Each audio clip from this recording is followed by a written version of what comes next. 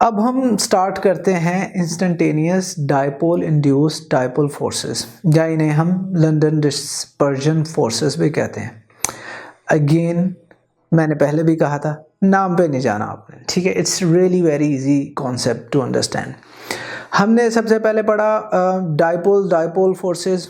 उसमें क्या था, दो पोलर मॉलिक्यूल्स थे जिनमें फोर्सेस ऑफ अट्रैक्शन थी।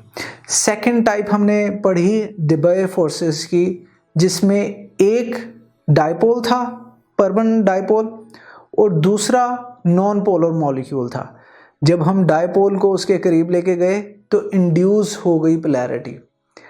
थर्ड टाइप में हमारे पास एक भी पोलर मॉलिक्यूल नहीं है। एंड हमने, याद होगा आपने, हमने चैप्टर के स्टार्ट में ये पढ़ा था कि लिक्विड फेज एग्जिस्ट ही इस वजह से करता है क्योंकि उसके अंदर मॉलिक्यूल्स के दरमियान में इंटरमॉलिक्यूलर फोर्सेस स्ट्रॉन्ग होती हैं जो उनको एक दूसरे के करीब रखती हैं। तो फिर ऐसी गैसेस जिनके अंदर पोल्स नहीं है, यानी वो नॉन पोलर है, तो वो फिर लिक्विफाइड कैसे हो सकती हैं, वो लिक्विड फॉर्म में कैसे एग्जिस्ट कर सकती हैं। मिसाल के तौर पे अगर मैं क्लोरीन गैस की बात करूं, यानी Cl के साथ बॉन्ड बना रहा है, तो इक्वली फोर्सेस ऑफ अट्रैक्शन है दोनों न्यूक्लियसेस की, तो उसको अट्रैक्शन पड़ेगी नहीं, यानी उसको वो बिल्कुल एग्जैक्टली सेंटर में रहेगा, तो कोई नेगेटिव एंड पॉजिटिव पोल नहीं बनेगा। इसका मतलब है जब क्लोरीन गैस में पोल्स नहीं बनेंगे तो फोर्सेस ऑफ अट्रैक्शन दो मॉलिक्यूल्स के दरमियान में नहीं आएंगी। जब फोर्सेस ऑफ अट्रैक्शन नहीं आएंगी तो फिर वो लिक्विफाइड कैसे होंगे, इसी तरह यानी लिक्विड फेज में कैसे एग्जिस्ट करेंगे। इसी तरह अगर मैं हीलियम, नियोन, आर्गॉन, ये तीनों नोबल गैसेज हैं और हमें मालूम है कि ये किसी के साथ बॉन्ड नहीं बनाती। जब ये बॉन्ड नहीं बनाती तो ऑब्वियसली इनके अंदर पोलैरिटी का क्वेश्चन ही नहीं आता, क्योंकि वो तो दो मॉलिक्यूल्स के दरमियान में फोर्स होती है और वहीं पे इलेक्ट्रोनेगेटिविटी डिफरेंस की भी बात होती है। तो फिर ऐसी गैसेस लिक्विफाइड तो नहीं होनी चाहिए, लेकिन जब हम देखते हैं क्लोरीन, हीलियम, नियोन, आर्गॉन, इन गैसेस को हम लिक्विफाइड कर सकते हैं, यानी इनको लिक्विड फॉर्म में कन्वर्ट कर सकते हैं, ऑब्वियसली टेम्परेचर एंड प्रेशर की सर्टेन कंडीशंस के साथ। तो फिर ये कैसे मुमकिन है? इस चीज़ का जवाब हमें दिया अ जर्मन फिजिसिस्ट जिनका नाम फ्रिट्ज लंडन था। अब इंटरेस्टिंग बात है, जर्मनी एंड ब्रिटेन की आपस में हमेशा बड़ी दुश्मनी की हिस्ट्री है, और ये जर्मन साइंटिस्ट हैं और इनका नाम लंदन था, लंदन जो कि ब्रिटेन का कैपिटल है। सो एनीवे 1930 में उन्होंने एक बड़ी सिंपल किस्म की एक्सप्लेनेशन दी कि ये वीक अट्रैक्टिव फोर्सेस होती हैं जो नॉन पोलर मॉलिक्यूल्स के अंदर मौजूद होती हैं, जिनकी वजह से हम किसी नॉन पोलर मॉलिक्यूल को लिक्विफाई कर सकते हैं, यानी उसको लिक्विड में कन्वर्ट कर सकते हैं।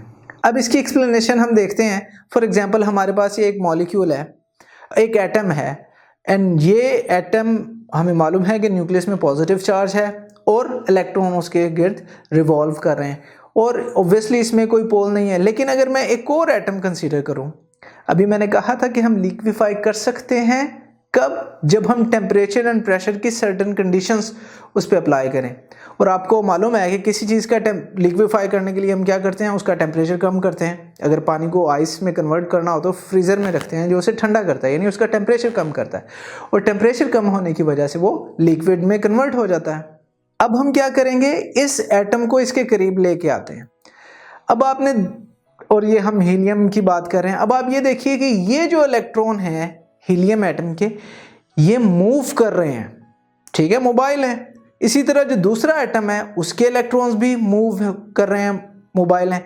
अब हम इसको ज़रा स्लो मोशन में दिखाते हैं। जैसे ही इलेक्ट्रॉन मूव करता हुआ इसके करीब आएगा तो दूसरे एटम के जो इलेक्ट्रॉनिक क्लाउड है, यानी इलेक्ट्रॉन्स हैं, वो इस नेगेटिव इलेक्ट्रॉन से रिपेल हो जाएंगे और they would want to stay as far from each other as possible, क्योंकि दोनों के ऊपर नेगेटिव चार्ज है और हमें पता है similar charges repel each other.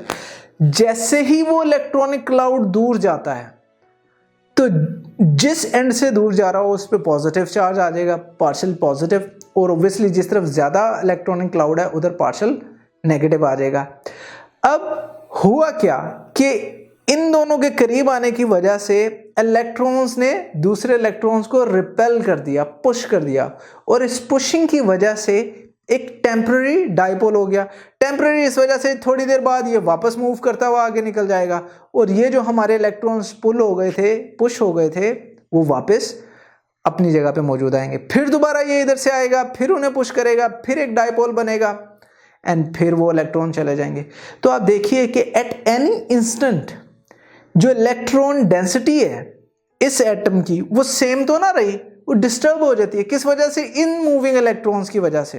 Result क्या हुआ कि एक तरफ ज्यादा इलेक्ट्रॉनिक चार्ज है तो उस पर पार्शियल नेगेटिव आ जाएगा, और दूसरी तरफ पार्शियल पॉजिटिव आ जाएगा, एंड ये एक इंस्टेंटेनियस डाइपोल बन गया।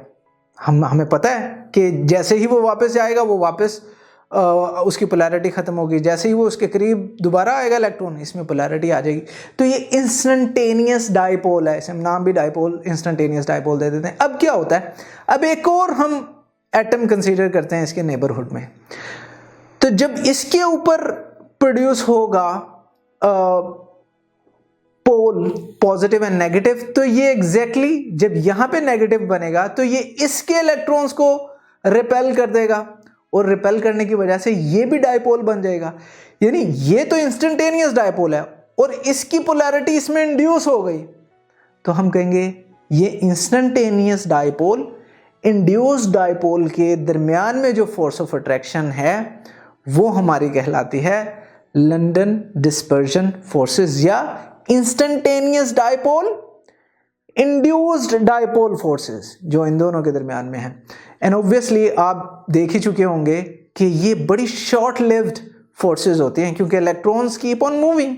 जब वो मूव कर रहा है तो ये पोल्स बनते हैं, खत्म होते हैं, बनते हैं, खत्म होते हैं। लेकिन इंटरेस्टिंगली एक जगह खत्म होते हैं, एट द सेम टाइम किसी दूसरी जगह भी तो ये पोल्स बन रहे होते हैं और अपेयर होते हैं, डिसअपेयर हो रहे होते हैं, जिसकी वजह से एट एनी पॉइंट हमारे पास एक वीक ही सही एक फोर्स ऑफ अट्रैक्शन मौजूद होती है।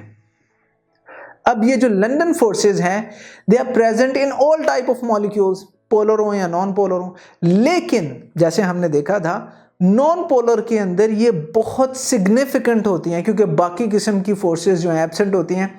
इस वजह से हम कह सकते हैं कि क्लोरीन यानी Cl2, NH2 and all noble gases जो हैं जिसमें हीलियम, नियोन, आर्गन, हम उनको लिक्विफाई कर सकते हैं, क्योंकि जब हम उन्हें एक दूसरे के करीब इनफ लेके आते हैं, क्लोज इनफ लेके आते हैं, तो ये लंदन डिस्पर्जन फोर्सेस जो हैं प्रोड्यूस होती हैं, जो उनको एक दूसरे के करीब रखने में मदद देती हैं, और हम किसी चीज़ को लिक्विफाइड कर सकते हैं। तो अब थोड़ा सा रिकैप कर लेते हैं। डाइपोल फोर्सेस में क्या था? टू पोलर मॉलिक्यूल्स थे। डाइपोल इंड्यूस्ड डाइपोल फोर्सेस में क्या था? वन पोलर था और दूसरा नॉन पोलर था। लंदन डिस्पर्जन फोर्सेस में दोनों नॉन पोलर थे।